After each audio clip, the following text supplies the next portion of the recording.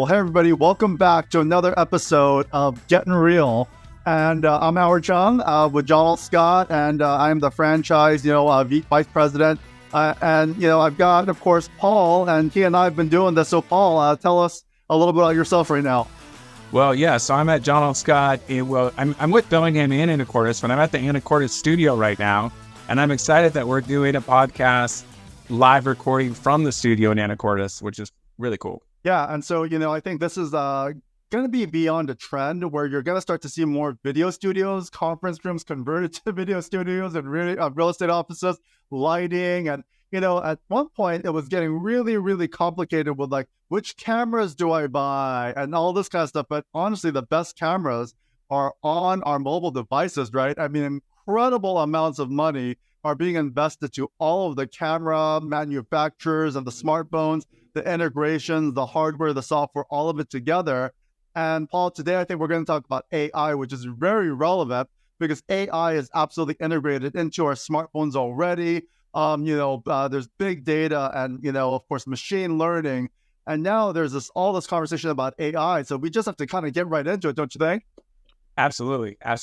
So, Paul, I mean, what are you hearing about AI? What's been the buzz? All of the articles that are coming out. What are you hearing about AI for real estate? I don't think that most realtors have kind of done anything really with it. I mean, I've took it a little further than that. Of course, you have that small percentage of realtors that are super into all the tech and are just tackling this and getting all into it. But, most realtors are, they're social, personal, outgoing people. They don't like to sit and learn new technology, right? So they're kind of just, I wouldn't say they're resisting. I would just say they're not doing anything really heavily to lead into it yet or anything like that. We do have to say one thing. There are those realtors who are totally into technology. They're early adopters. They know it all.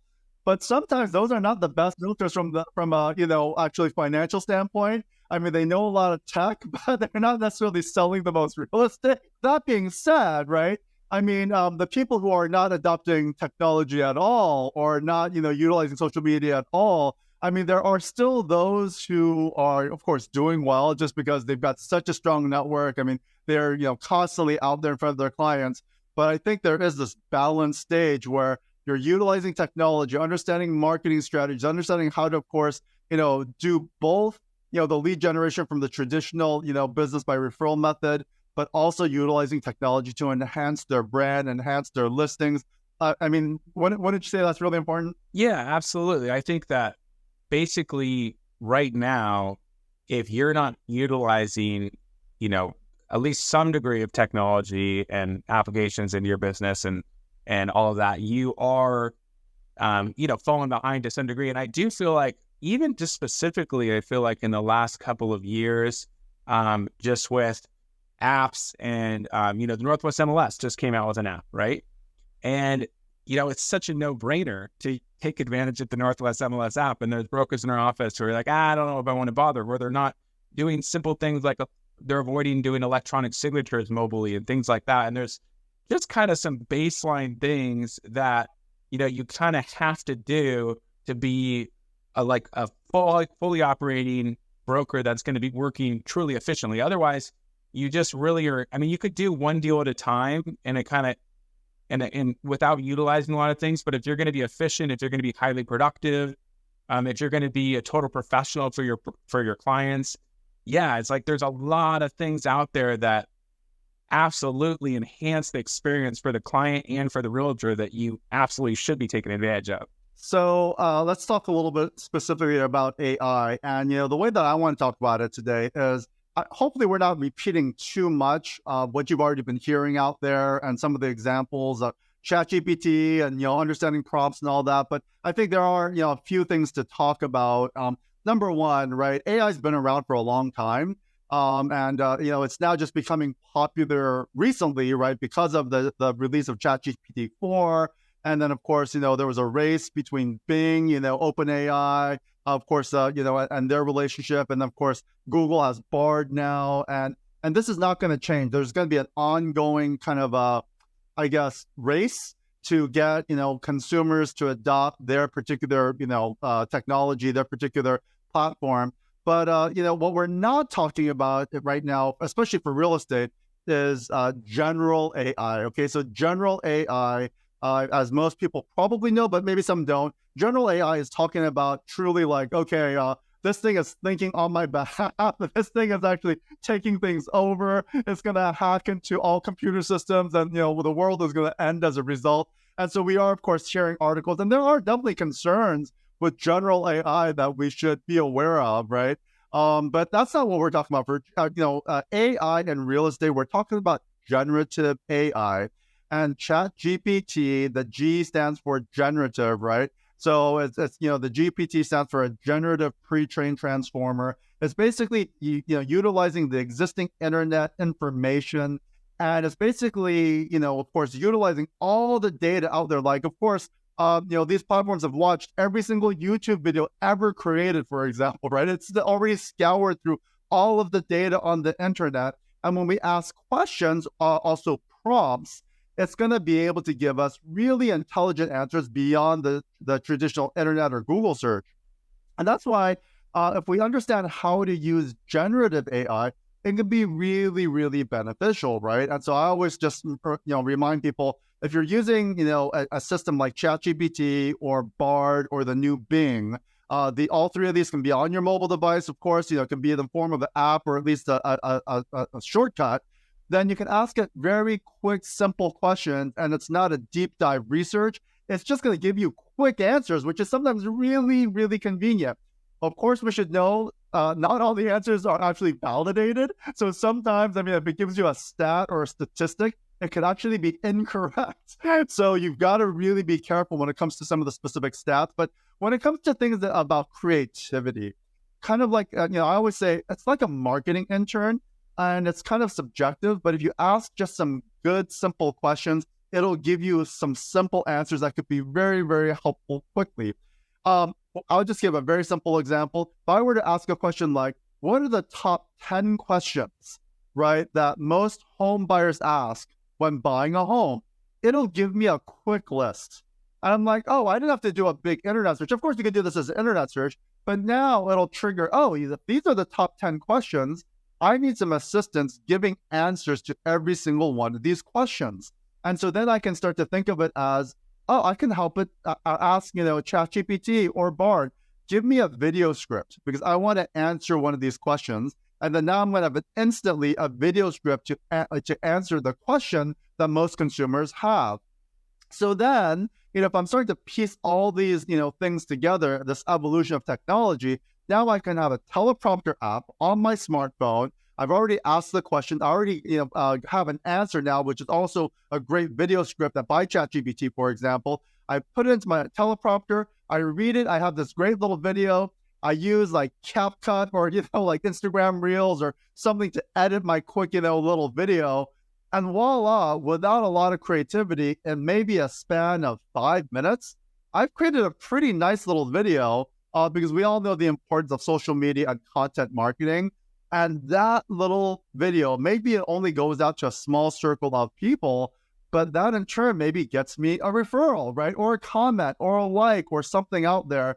And now I'm just utilizing all these things, in essence, for social media marketing. And Paul, I know you're a social media, you heavily promote the importance of this. And so much of the time people are stuck with content. Creating content. What do I say? How do I say it? What do I post? What are your thoughts on this? To me, the worst thing that I see from so many brokers is they pay for these social media campaigns that are these cookie cutter templates that'll say, top 3, cookie recipes for this fall, or like, that even if it's way better than that, like the top 5 trending paint colors for the summertime, those kind of things. You clearly see that it's just this random article that you can click on that takes you to a generic thing about 5 paint colors. Well, that's fine if it's coming from you, as far as you are actually articulating the information. But when you're just sharing these auto emails that are not from you, they're not authored by you, and everybody can see that, first off, no one cares. No one's reading them. And second off, if you look on social media, you'll never see quality engagement on those. It's not like you're going to get a bunch of comments saying, thank you, John, for for posting this thing about the top 5 summer, colors. I was just trying to paint my house, and that never happens. You get one like from your mom or something like that, and that's it. So, or from me, because I will like everything that every broker in office does to be nice. But yeah, I mean, if you do what you're talking about, where you say, okay, what are the 5 trending paint colors? And you ask ChatGPT, and then now you say, okay, I'm going to do a quick video about, hey, I was just looking up what are the top 5, things. There's this, there's this, there's this, whatever the case may be. I think before there was that kind of research component that you're talking about where, or what do I think about? What do I say? What are the topics? I love those concepts of just essentially looking up those questions and then getting the dialogue. And then, you could look at the dialogue, and if you don't like it, you could obviously, maneuver from there, but at least gets you going. And then and if you're creating more content yourself, that's the key. And if you're not going to do, video would be the best, but, we do a blog, and, I did the top 5 breweries in my town, and I looked up, on ChatGPT, just a little blurb about each brewery. And that helped me put that, little piece together, a little blog. So it could be a blog, but I think generally speaking, it'd be video content.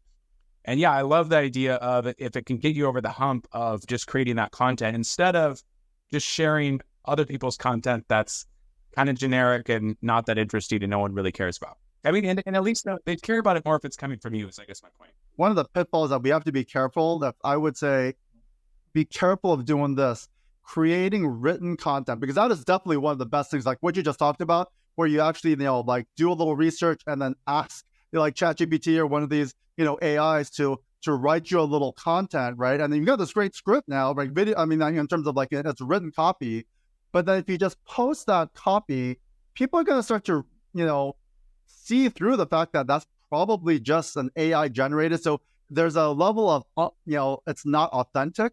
And people hate that the most. When it comes to content, you never want to see content that is not authentic, right? And that's why it's like, even if you're, of course, creating the copy, but at least just giving your twist on it, and it's by video, it's still your authentic self. It's still who you are. And so I think this is a very important time. If you've been holding back from creating video content on a regular basis, now you really have no excuse. Right? You've got very little excuse because you've got this great copywriter on your behalf at all times for free. You've got all these tools that are gonna, help you make you and help you look great, and sound great. And then of course you can add your music and add some photos or videos, some what we call B-roll, right, of whatever you're talking about. And this is just one of the best times for you to reinvent how you communicate to clients, to your communities, just moving forward, right? If you're a brand new agent, this is one of the best times because you can actually demonstrate how tech savvy you are by utilizing all these tools. And many brokers or agents who've been out there for a long time, they've been hesitant. This is the time to make that transition, especially since the market's down a bit. And we're like, okay, I've got to reinvent myself and how I communicate. This is one of the best ways right now is to just start thinking about how do I use AI, some of these generative models, create some content. And let's get some more business as a result, right? So that's just one of the most important things right now is to create video content. And, I want to point out a couple of tools. There is right now a program from Adobe called podcast.adobe.com/enhance. This is an AI tool. It's free. And so anytime you've got bad audio, you can basically upload a really poor quality audio, and this will actually create this to become like podcast level. So it's called podcast.adobe.com/enhance. So that is a really important tool that I want everybody to check out. And then also, here's another free tool. It's just called CapCut. A lot of people are already using it. It's the same company that owns TikTok, but it's CapCut, CapCut.com. And this is a free video editing solution. It's a mobile app. You can do it by the web, or you can actually download the software onto your computer for free. And it's just like there's all these free, amazing tools nowadays where, it's got music. You can basically select, you can edit. So doing live video editing, that's kind of like knowing how to use Publisher back in the day in order to, create flyers. It takes a little skill, but it's well worth investing some time. So those are just a few of the kind of tools that are out there that I highly recommend. Paul, what about you? Any tools that you would recommend as far as utilizing some of these tools? Adobe Rush is a really easy video editing program that's kind of the basic version of Adobe Premiere. Because I love the idea of being able to, when we did, like we're recording this on our phones, I love the idea of being able to record something in here and then just go onto that app. And then, really, that's, I think, the other thing that's happened is people are generally, if they're doing quick videos, they're doing it in Reels or in TikTok, they're editing them there. That's really cool that they're basically taking the editing software that they're using in those social media programs and just making it a separate app. But obviously the other one would be is if you record it, if you can go into Instagram Reels and in Reels, you could take clips and cut them up and then put music behind them. And then of course, then you're halfway there to just going ahead and posting it, which is also the key. Because we all know that, some brokers they'll make content and they don't like it and then they don't post it. And, we've done 3 of these. This is our 3rd one. We did 2 different get in Reels in the office. And, I didn't really, we just kind of just did it, right? We just kind of got together and had a conversation. And I mean, I talked about this the last time too. It's like, I didn't like the way I looked. I didn't like half the things I said, but you just get together, you have a conversation, you try to create value, and you try to create content. And that's kind of what everybody should be doing, essentially. Create content out there. We know that this is all about content in this world right now. And so create really good content, the content that people want to hear. Every time you're at a sales meeting, for example, right? If your office does great sales meetings and they talk about interest rates and what's happening, multiple offer scenarios, whatever it is, if there's good content, you should be thinking, I should share what I just learned with my public, right? With my audience. So always be thinking at the end of any learning session, any sales meeting, like start to jot down notes. Oh, I've got to share this out to my audience. And of course, especially if you're also out previewing listings, talk about the listings, about the community, some of your favorite communities. But there's just a lot of fun to be had when you are now kind of both a host, a producer of your own content. But we want you to get excited about creating content, moving into the future. Real estate is so much fun. I mean, I know it's a lot of people are having a hard time. And this is when we got to have this mind frame, right? This new mindset of like, okay, I'm going to take this down market, this adjusting market to really readjust my entire value proposition to my customers, how I'm going to communicate moving forward. I'm going to use tools, AI, teleprompters, these software solutions. I'm going to learn how to edit. I'm going to really, over the next 2 to 3 years, become the best in my community, because right now there's not a lot of people doing the stuff that we're talking about. Well, and I think it's important, plug in our offices. I know in Bellingham and Anacortes, basically anywhere that we're working. And I certainly know that, you did this with a lot of the John Scott offices, and John Scott in general does this, but, we try to also help brokers, create content. If they say they want to get something done or make a video, we're helping them find a way to make that video. And then in Anacortes and in the Whatcom and Skagit County markets, and then we're going to be moving from there, we're creating a lot of extra professional B-roll of the communities and stuff like that, because it can be overwhelming to people sometimes. And so, we're talking about it and we're going, yeah, let's just all do it. But of course, half the people who might listen or watch this will think, well, I'm still not going to do that because it's still just not something I enjoy doing. Well, then you have to align yourself with a company that, will help you do those things. And because it's something that is at our core value as far as things that we think are really important, we place some of our money and resources into helping brokers with those things. And that's why on our Instagram and you'll see broker videos of everybody, is because we just think it's important. So we're going to help you do it, whether you want to do it or not. As long as you're open to getting in front of the camera, we'll help you make it happen. But yeah. Yeah. And you're talking about leadership and support team members and the modern brokers nowadays. This is really part of its value proposition. It's got to help transform, educate, but also just do, be right there, side by side with all the agents, with all the brokers, creating content, right? Editing. being honest, if content is bad, you shouldn't say it's good. That's another thing, right? Like it's, you don't want to ramble on about nonsense. And so it's really important that the agents with themselves to their communities, they're talking about the right things, that are relevant. That's again, back to what AI can assist with. Ask, these models, what do consumers want to hear? So again, thank you so much, Paul. I think it's an exciting time for leaders like yourself, support team members, for brokerages to really adjust and help their brokers, especially during hard times like this. Well, I'll add one more thing on AI is, you mentioned refreshing, right? Refreshing your marketing, refreshing all the things you do. And you mentioned how it's a slower sales season.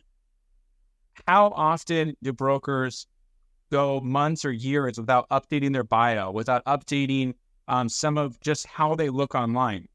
How about going back through your About Me and your bio, refreshing it, updating it, bringing it up to date, but then running it through ChatGPT or one of these other programs?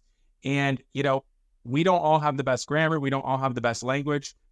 We've had several of our brokers refresh their bios with a little bit of assistance through these programs. And that also kind of got them over the edge of feeling comfortable trying to rewrite it. Because, it's not just about, changing your behavior. It's also just about auditing yourself online and what do you look like and what does your content look like and what your writing look like. And AI can help a lot with that too.